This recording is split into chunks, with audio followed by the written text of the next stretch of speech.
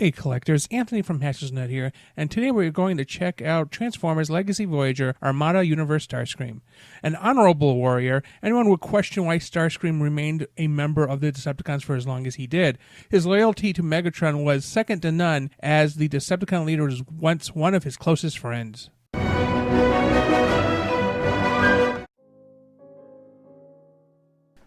So this is Transformers Legacy Voyager Armada Universe Starscream, and for anybody who knows, not really a fan of the Unicron trilogy, but I have Armada Megatron and I have a number of other Unicron trilogy figures, and I was like, well, you know, let's try to balance out some of my good guys and my bad guys, and okay, so here we are. Like, I somehow ended up with, I have Galaxy Optimus, and then I have Override, and I have Hotshot. I was like, okay, well, I guess Megatron's outnumbered. I gotta fix that order. Plus, I kind of like the way this guy looks.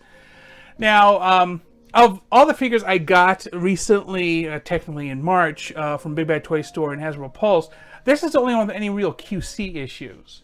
So, you know, 1 out of 9 isn't a bad number. What are those QC issues, you may be asking? Well, his legs are loose and his head is just, it won't look straight. Like, there is something in the ball joint that is just preventing it. And before we get into that, let's just take a look at his box. So it is the typical Legacy box. And here he is in some stances. Here's his transformation form. And inside, now keep in mind this is original Legacy, so this is before paper. But as you can see, it's just this purple thing in here, and then of course the instructions and the don't hurt yourself paper. So, you know, remember, don't hurt yourself. So here is Starscream, and as I was talking about his head, like, I can move his head here and here, but there's like something in it that's keeping it from looking straight, and I don't know what it is, but I don't have the know how to fix it. And yeah, so I think it's something in his head himself. The other thing is his legs are basically ragdoll. Other than that, I mean, he looks fine. He has the functionality you expect him to have. No mini-cons required. So he does come with the sword, which is supposed to be 2 or 3 mini-cons connected together. But, you know, whatever. And then, of course, his wing blade, which, you know, doesn't function as a wing. So it's kind of just weird that it exists. I mean, he generally looks pretty good, though. Like, he look legit like the cartoon version. And I think this is the 3rd version of him. I think they did him in, like, throwing 30s. And then before that, of course, the original run of the line. So this is the 3rd version. And Voyager class size, he's actually pretty nifty. It's there's some nice design details.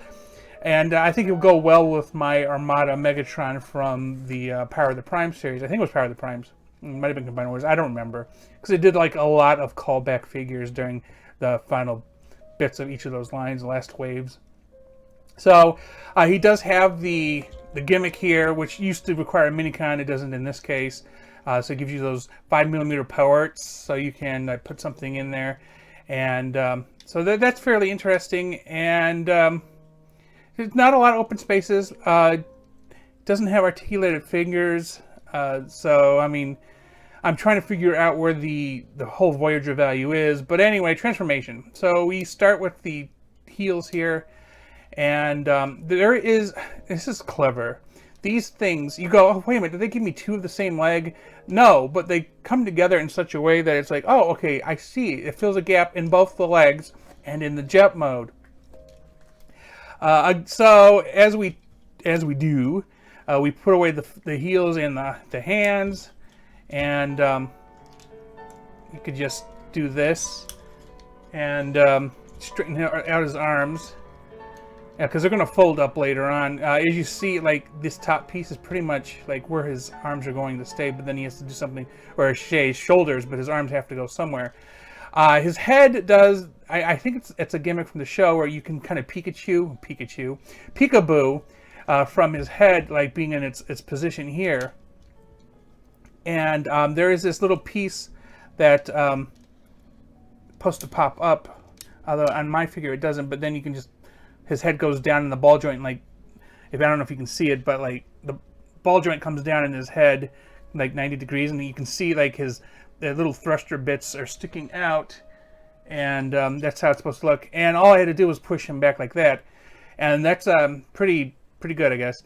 And so we're trying to get these pieces open, because I mean they don't really, I mean they kind of lock in, but they don't really lock in.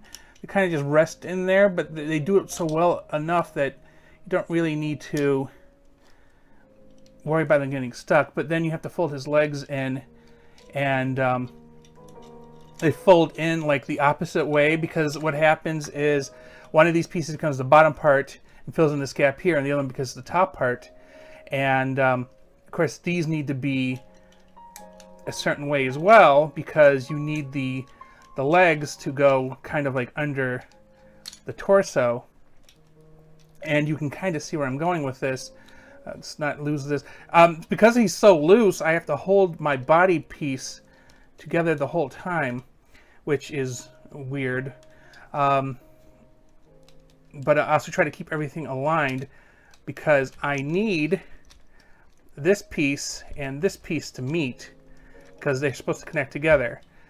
But it's a matter of getting everything to line up underneath him and getting his toes into the right place, because they technically go in here. Arg. See if I can fix. Oh, there we go.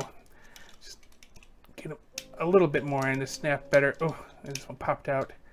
There we go.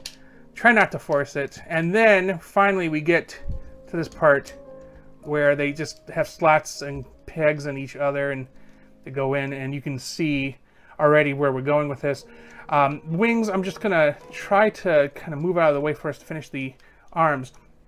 The arms fold, and they kind of just put themselves away at the back here, but you need this piece to stay where it's at.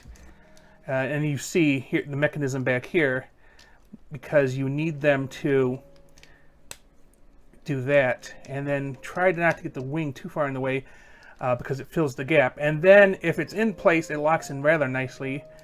And let's see if I can get to fix the wing here. Here we go. And then fold. Ugh. And there we go. Oh, it looks pretty. I'm going to make sure those are back out. No landing gear, which, you know, Voyager at this point, who really expects it? I mean, they didn't have it in any of the classic Seekers, so why would they have it on this? And you can attach this to the nose here. I'm trying to decide which is the best way, because like this way would be in the way, so it'd have to be this way. So you can attach that to the nose. And then this, I never know what to do with. I just usually just stick it on a wing and let it hang kind of like this. Aerodynamically, it's wrong, but whatever. My problem with his head is just being a jerk. I mean, it'll straighten up in here because it has no choice. But it is whatever. And of course you can move these out, and he looks fantastic. It's another one of those samples of a good jet mode where you really can't tell he's a robot underneath, except for the head here, but obviously he's fairly awesome. Easy enough transformation. Does remind me of the ease of the transformations for the Unicron Trilogy era, because my Armada Megatron is also fairly easy to transform. Galaxy Prime, on the other hand, which came out in the end of Siege, he's a little bit more of a parts former, but just very nice. And that is Legacy Armada Universe Starscream. With that said, tell me in the comments your thoughts on this item. Did you get it, and how was your experience with it? Thanks for watching, and please remember to like and subscribe.